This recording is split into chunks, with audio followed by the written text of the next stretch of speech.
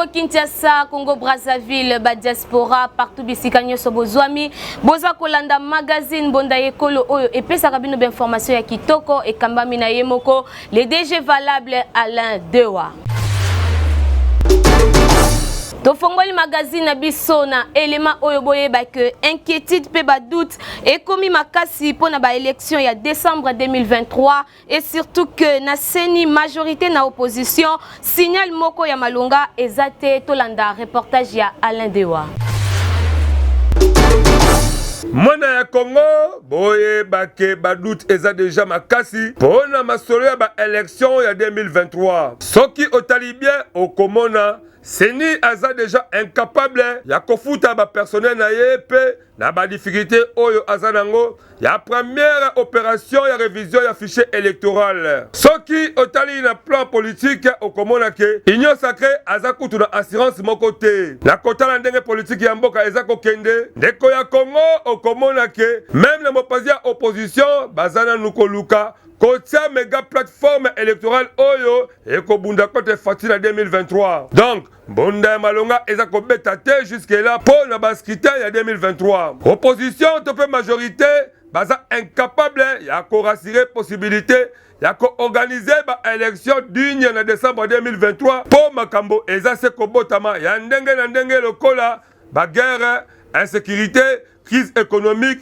tension sociale, tribalisme. Donc ba problème est belé oyo ezate ko favoriser meilleures conditions pour na ba processus électoral surtout que seni asa jusque là ko rassurer TP régime en place baza même pas na contrôle ya ba adhérents ya Union Sacrée kutu moko ya majorité asa ko lobake baza silté na ba oyo nyonso baza ko kota na Union Sacrée donc il faut pas travailler pour na ko éviter surprise ya mabe même aucun opposition au komona malaise kaka moko moko oyo eza ko beta mambunda mabebe kaka kuna absence ya Denis Mukwege la conclave ya ba candidat président de la République na Lubumbashi et salipe faux attaque ba collaborateur na ye ba melingenge selon moko opposition alobi ke ba leader nyonso ya opposition baza bomoko sauf que ba ponina lute nani à cause de la candidat unique na bango côté seni surtout techniquement toyebi ke masolo ya kuna eza kaka kobeta mape ya faux makasi la kolandela nyonso okoyoka na ngambo ya Union Sacrée ke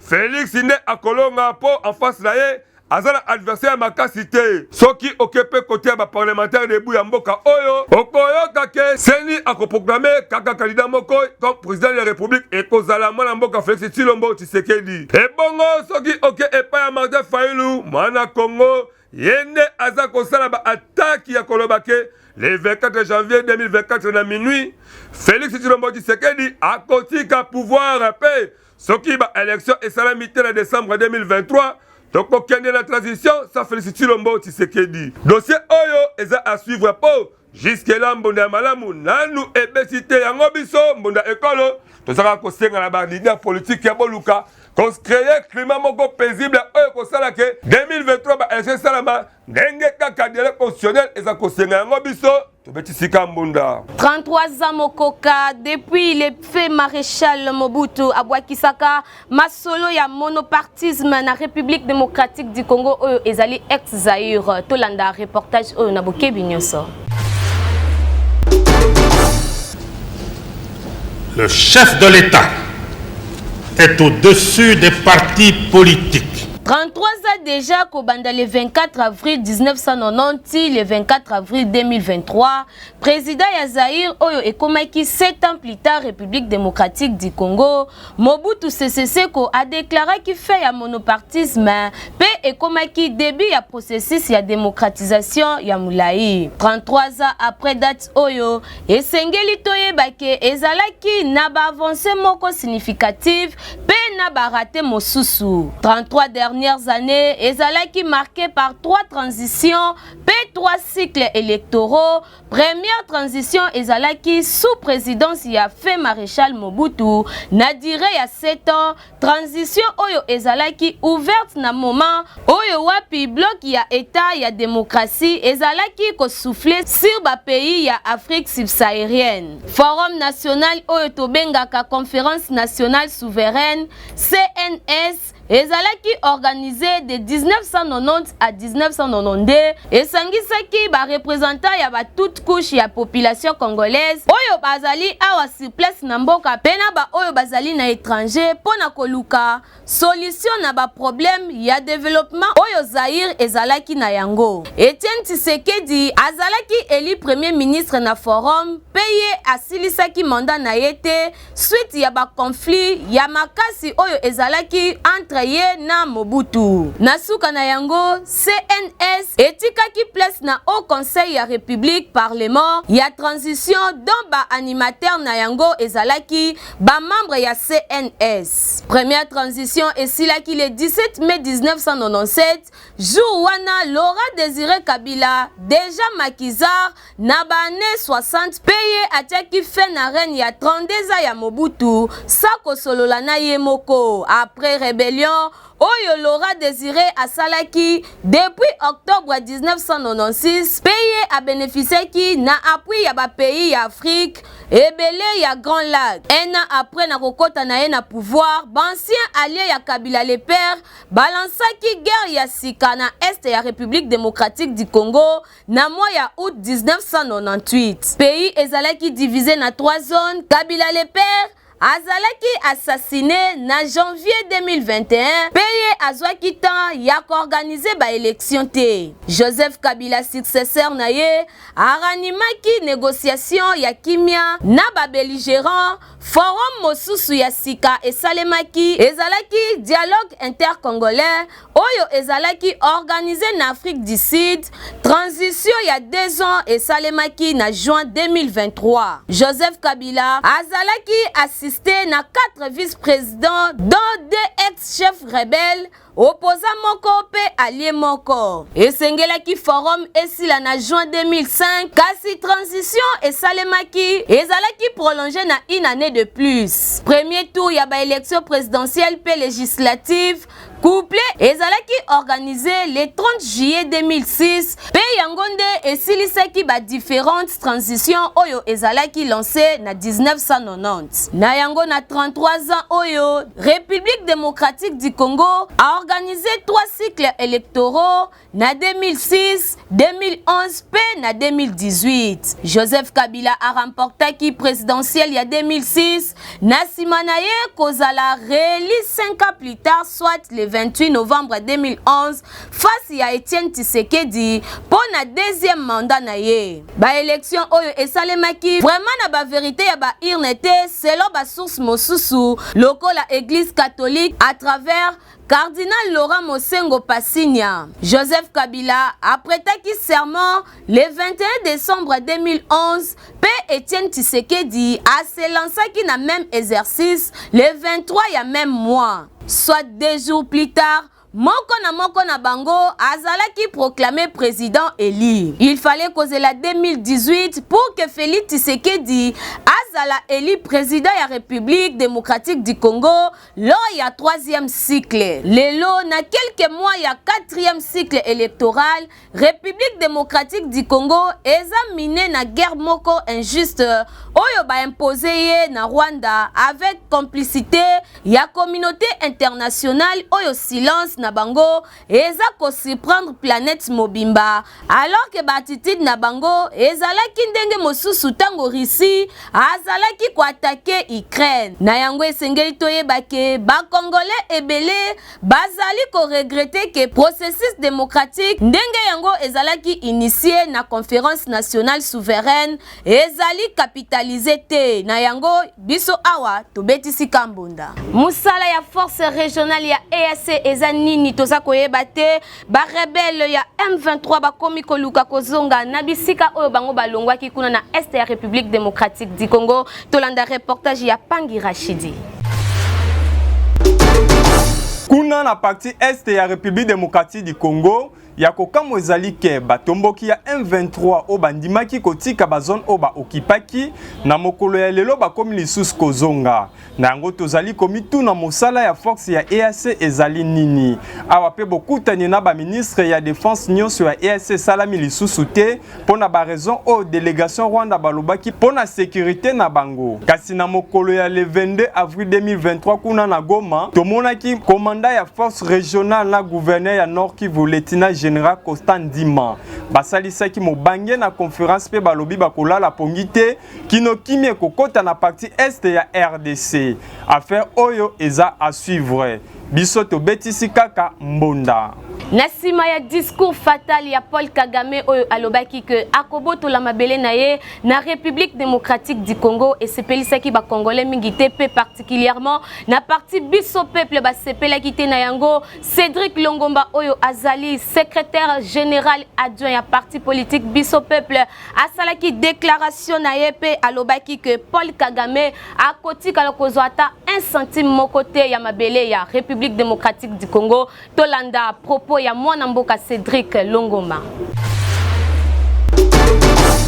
Nasima ya discours fatal ya Paul Kagame oyo alobaki liboso ya ba media que aza na posa ya kobotola mabele ya République démocratique du Congo population congolaise asepelaki te pe parti politique biso peuple en particulier asepelaki na yango ata mukete yango Cédric Longomba oyo azali secrétaire général adjoint ya parti politique biso peuple asalaki déclaration liboso ya presse na koloba que Kagame akozwa ata 1 centime moko te ya mabele ya Congo pemboka ya République démocratique du Congo ekotikala toujours soudé boyoka ye ndenge abetisaki mbonda liboso parce que mokonzi ya mboka tata mokonzi ya mboka ya Congo asila koloba yango bisika nyonso ete moto azali kotungisa mboka na biso butu moi kombo na ye Paul Kagame na basuda na ye ya Rwanda bongo pona mokolo ya lelo tozali koyebisa ye boye uta kala tango bazali kosala masolo ya kokabola mokili ya Afrika kuna na mboka Berlin na 1885 bazalaka kotanga kombo ya mboka moko te kombo na yango Rwanda kasi bazalaki ko reconnaître mboka babengi état indépendant du Congo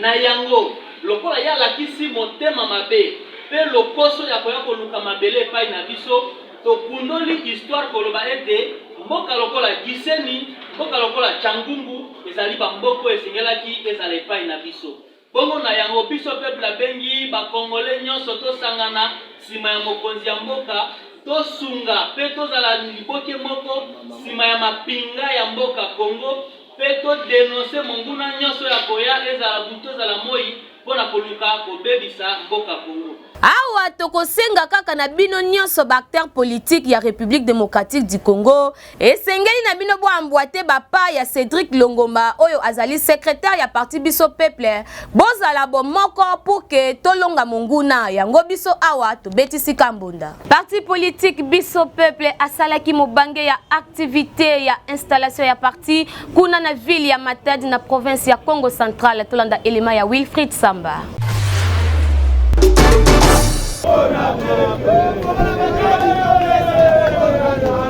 Après installation na Kasai oriental, plus précisément na ville ya Mbujimayi, parti politique biso peuple a salaki déplacement ya 3 jours pour na kokende ko installer bureau ya parti na ville ya Matadi na province ya Congo central. Présidente nationale ya parti biso peuple Mama Sandrine Kaseka elongo na bureau politique na délégation munene oyo ba accompagner ki bango bakendeki na province ya Congo central pour na ko installer bureau fédéral na bango na ville ya Matadi. Bakomaki na ville ya Matadi, population ayambaki bango na esengo na salle Notre-Dame de la Foi. Plus de 600 personnes bazalaki wana englouement ya makasi lokito ebetaki ville ya Matadi eninganaki babetaki maboko bayembaki banzem na ambiance moko très chaleureuse. Kaka ndenge bozali komona na bilili présidente nationale ya parti biso peuple Mama Sandrine Kaseka azwaki maloba pe atalisaki population ya Matadi bolingo oyo azali na yango envers bango peye encourageaki bango ba soutenir vision ya chef de l'état Félix Antoine Tshisekedi.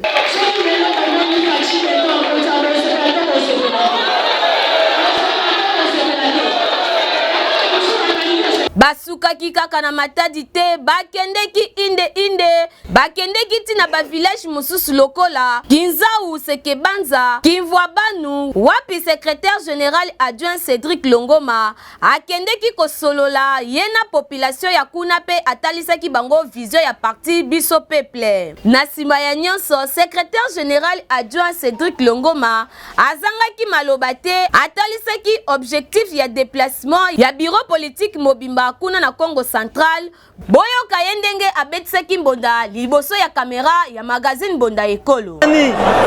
Biso to kamwete parce to mesana komona makambo ya boye. To sala yango na Kisasa Mbalebele, to sali yango na Kasai Oriental, lelo to sala yango awa na Matadi, pe to ko sala na bamboka mosusu. To ye lelo awa elongo na mama présidente nationale, mama Sandrine Kaseka, pona ko telemisa bakambi ya biso peuple Congo Central awa na Matadi. Ba représentant bauti Kasangulu, Kipese, Mbanzangungu, Boma, Mwanda, bango nyonso batonzi awa. Yango tolobi bamsu bauti nem na Chela, bazali awa. Yango tolobi boye, biso peuple aye na Matadi. Mokano ya biso peuple ezali bana nyonso ya Matadi, bakota na biso peuple. Na yango tokosenga kaka na bana Congo en général, pe population ya province ya Congo Central mobimba. Esengeli na biso to soutenir batu oyo bazali na ba vision ya malamu, oyo bazali na souci ya kosunga population congolaise ekende liboso lokola parti politique biso peuple oyo aza toujours na sima ya population pe aza ko soutenir population. Yango biso awa to beteli bango kambonda. Magazine Bonda Ekolo oyo ezali magazine d'actualité ezako benga na ba jeune leader nyonso oyo ayebike aza vrai leader mwana mboka ya solo yaka ko présenter ba vision na yo liboso ya caméra na biso. Likambo ya kobongisa Congo etali kaka mingi biso ba congolais surtout à la ville province ya Kinshasa tolukaka mingi kotalaka likambo oyo etali développement yango.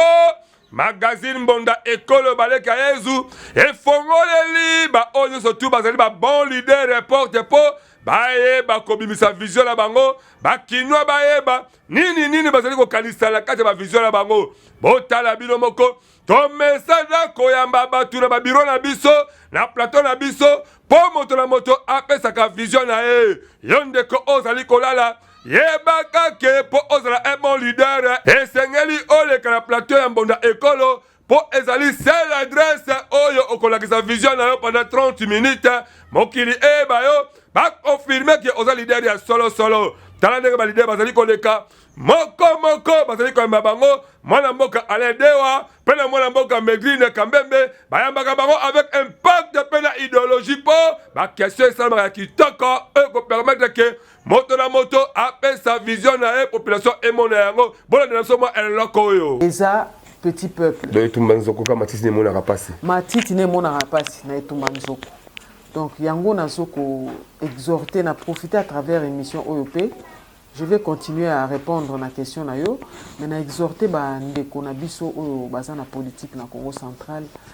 ba yokana bazala moko na munoko mboka nanga balobaka mikami mbwa lekila kumosi vumbukila kumosi linkoloba ba poil ya mbwa elala kanzela moko elamukaka pe nzela moko que y a des problèmes moko ezali parce que y a ba punition plutôt ba punition peut-être que les alliés liés par rapport à mabe moko ba 4 générations avant y. Parce que c'est 4 générations eux ont puni c'est là ba tout kana masolo. Mais ce que yo commenter est-ce que Moutou azali puni pendant les 4 générations là yo au délivré avec quel pouvoir? Yango na otolo ba papa deyo pouvoir ozana nazana ngona kati nanga ndenga na fandi yawa so zaki na muntu ya miso monaka omona oazo solano azasi contact de maître Moutou. Oui parce que tango yo zana problème yepa nanga na za sungate fona kota na mozindo na kolingana yeba ba setre na yo fona kota na kati ya ba setre oya yo ndenge kaka bozali komona wala pe baza ba leader o ba bipesi mingi na développement de manière que bakomi na bango engenga ekoma kitoko. Yo pe tala numéro na biso yango wana soki olingi ozala prochain yeba kobenga biso po e permettre que to yamba kitoko olakisa bakinwa idéologie na surtout mingi ya commune na siko zali po yango nde ezali base oyo ko permettre que bapesa confiance yango magazine Mbonda ekolo to betisika Mbonda ba leader solo tolanda communiqué oyo.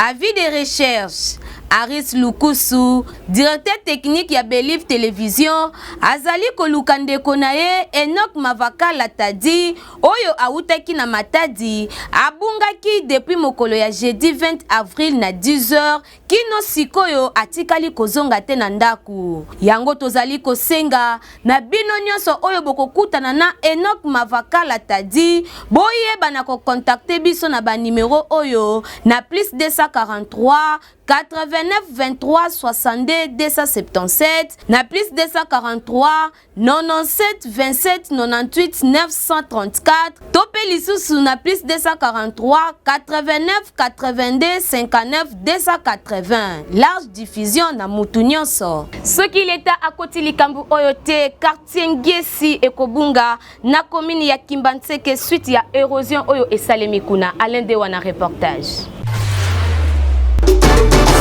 Ndeko ya Congo likambo ya ba érosion en la ville province ya Kinshasa mingi na commune ya Kimbaseke elekindelo botala érosion oboza komona ekomi komela quartier mobimba botuna ngai quartier komonini quartier Ngesi kaka awa la commune ya Kimbaseke mingi kote ya wenza bayaka o eyebana o ekena nsango quartier oyo mwana Congo ekomi kobunga maleme po érosion ekomi ebaka tesa kofimba yango ba reporter de guerre ya Mbonda ekolo bakitaki sur le terrain botala ndenge ba filmer botala kotoyo tane fungwami babala mapango ya ndenge ezinda awa chubu ekenda nango pe babosi bakoma lelo ba locataire misusu kutu bakoma mitelenga lopo babuka mapango na bango esila ngala yango tango bamonaki caméra ba professionnel de médias bakitaki wana bino moko boyoka ndenge nini babetisaki Mbonda luka bato baya kobongisela biso papa leta za wapi siko biso tozokufa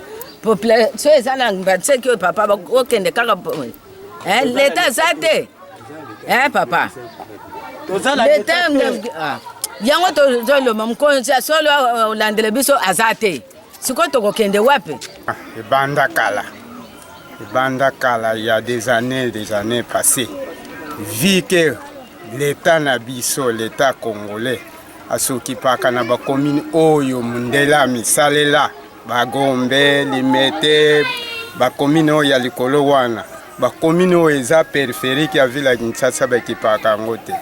mais soki tokomi na période ya baélection po bayebi eke tokende kote oyo bayuma na biso tozali baya kozwa bavoi ebele mais aucun autorité administrative ayaka awa na période ya pasi boye biso tokobelela na papa Bogumesa komi na Kimbaseke mwana mboka Jano Kano betana numa tour côté oyo oza rapport oyo et permettre que o mema yango na ba acquis des droits pour et permettre solution moko emona na po babosi oyo na ba famille na bango ba komi mitelengano ba komi kozanga bisika kolala yango tobetisika Mbonda na quartier Banunu kuna na commune ya Matete la police atie maboko epai ya muyibi oyo abongwa na cordonnier tolanda reportage ya Wilfried Samba. Ndeko ya Congo awa tozali na quartier Banunu kaka na commune ya Matete tala mwana mobali oyo bakomi a vendre bokotuna ngai nini suka na moyibi ayebana na moyi mingi asaka musalaki cordonnerie menzoka de tango babenga kele ba mapango po atonga mapapa ye atalaka deja ba position ndenge nini akokotela bango na butu na ba 2h na ba 3h pona koluka koyiba yango aiba asotaka bamira mapango anyokola ba mama oyo batekaka masanga na commune ya Matete mingi na quartier Banunu yango la police pe le collateur professionnalisme botala ndenge batie maboko boyo kabino moko plaignant cette population pena commandant ndenge nini babetisaki Mbonda. Oui, vraiment toza na ndekoyo asalaka na moi rise na moi azwi biloko lokola cordonnier o ntango azosala cordonnier azovizeka bandako ya bato kote ya vandi donc mosala na ya na Banunu un grand voleur toenregistre mpo na ye moko na bamwa kaka kobanda janvier 10 mars tozomona 15 ganti na ye na biro na biso azokɔta bandako ya bato pendant la nuit azovisite bango eza moto ya liboso to ayibi tokweyaka na ye akima meme na kraka mais cette fois-ci lokola biso toya batechnicien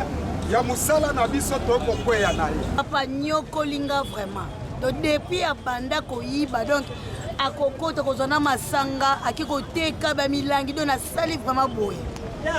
ayaki awa makambo ya coordonné atiki asalaka soki coordonné te akomile kaka koyiba donc olata na mbonga moyibi donc mikolo nyonso amataka ne apa baba akoti na kati donc amati likola tola kiti akoti kuna azwi masanga azwi milangi lobi mpe ndenge moko susu lobi kutu amemi biso na milangi nyonso akena biso mbonda ekolo tokosenga na population boyebake mingi bana oyo bomonaka bana baverni bana sirage to mpe bacordonnier misusu bayaka kosala mosala mpo na koluka kotala position ya mapango de manière ke bakopenaka na bandeko na bango na butu mpo bakotelaka biso yango soki tobengi bango tosalaka angele memai na kweto na se ya nzete asalelo mosala me kokotela ndako te mpo bakomi mabe makasi ta lokola oyo bakomi avandre ngambe mobali boye moyibi me babokilo na ye epesi bango susi makasi ya boye mpenza ndeko tika mosala oyo yango biso tobetisika mbunda tokende kuna na sport boyebake victoire ya Martin Bakole face ya Ukrainien par KO epesi bakongolais esengo makasi tolanda elema ya Alain Dewa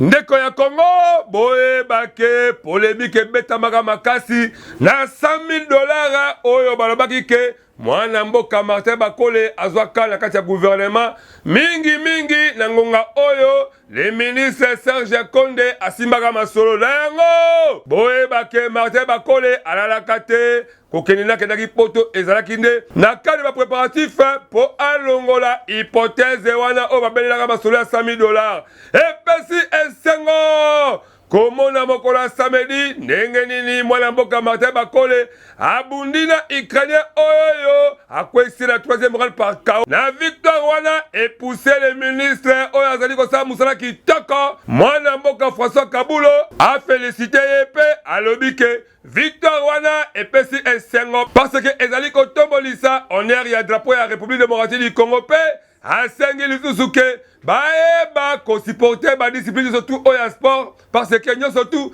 esengeli ezala kotomwama kaka mpona koluka honneur ya Congo biso mbonda ekolo magazine d'actualité tobeteli eka mbonda mpe toyebisi bino boyebake suite ya victoire wana baboxer ya ndenge na ndenge bakomi kosenga babundala Martin Bakole exemple ya boxer camerounais Carlos Takam ye mpe kutu akomi kosenga abundala Martin Bakole mais question ezalaka koyeba $100,000 oyo azwaka ezalaki mpona komba oyo to mpe ezala bakomba mosusu oyo esengeli bakongolais batia elika awa tosueteka ba bonne chance mpe tobeteli ye mbunda tolanda rubrique na biso mpona nini boye avec Wilfried Samba nazoyeba te bato nyonso tokovote bakosala eloko moko te bon biso tokolobela makambo mingi ya courant pourquoi courant etambola mabe mpona nini boye mpona nini boye mpona nini boye yango wana nde kitoko papa mpona nini basi ya mike bakoma rare na Kinshasa oyo eza kaka pasi kolandela baninga influence yango ezobusala ke bato babomana ozokende oluki moninga vimbi peut-être ya ngai eza nango original okolandaka yo koma lokola ngai nzoka papa ya minene bakomi ebele mpo na nini bamisusu baomela vitamine bamisusu minene na bango eza ya kimia papa nde osomona minene okokama na yo yango te mosusu abakisa mwa mbuma na ye mosusu mpe moke alingi atikala kaka na tai na ye wana bon à part ça eloko mosusu na olobaki na konte ya basi to bakoma omela bavitamine eleki mingi bazomona soki avandi mokie aomona ka ça ne va pas kavimba mobali abenge yaka tia litoi bamonika caricature ya mokolo ya lelo koko ntiritiri diesi jemba abeteli biso lisolo nini Ingrid Mateta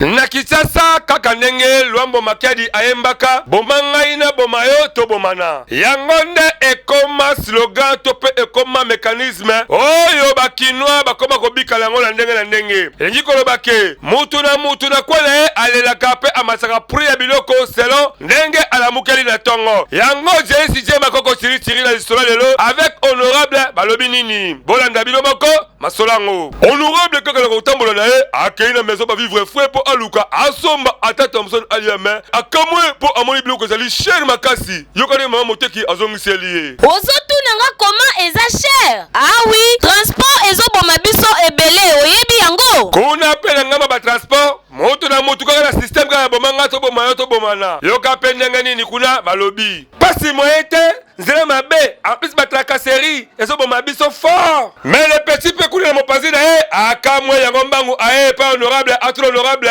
tata la likabango nini eza koleka mais viens comment moto nyonso il faut aller là viens tiri pele mopanzi na ye lokola amesala yako pesa ba conseil po asika ba mutu observation ko koyeba ndenge nini mboka etambwisa ba parce que azali sage ya mboka yoka viens tiri petit mboka oyo ezalaka kaka na système ya bomanga na boma yo to bomana est-ce que yo yebi yango te ya kokamwa c'est comme si ba ministère ba secteur wana ezalaka te secteur ya transport to pe secteur ya économie c'est comme si ekufa nango kala yango mutu surtout akoma explique kaka ye aboma yo na kwa na ye yobe boma ye na bopazi na yo ekomi kaka bomanga na boma yo to bomana boye epesi pasi yango to betika mbonda. Merci Nabino nyonso parce que bozalaki ebele liboso ya ba post téléviseur Nabino bobandaki kolanda magazine mbonda ekolo o ezali seul magazine d'actualité et pesa kabino ba information ya kitoko bo continuer na ko s'abonner massivement na chaîne YouTube Nabiso mbonda ekolo officiel yango ndeza seul moyen o bokoki ko soutenir biso to fongoli ba porte pour Nabino nyonso ozana page rose na yo spot publicitaire ozana conférence na yo benga biso na numéro o ezali affiché liboso ya post téléviseur na yo toko yamba yo na esengo nyonso na sima ya caméra ezalaki Wilfried Samba Mutasimbaki Masolo na bosanité Igrid Mateta kuna na réalisation aledewa oyazali DG ya magazine Bonda Ekolo ye Mutasimbaki édition ya mokolo ya lelo enga Medrine Nazaki Nesengo ya ko présenter magazine ya mokolo ya lelo ngana binoto kuta na soki Yesu Kristu akozonga te.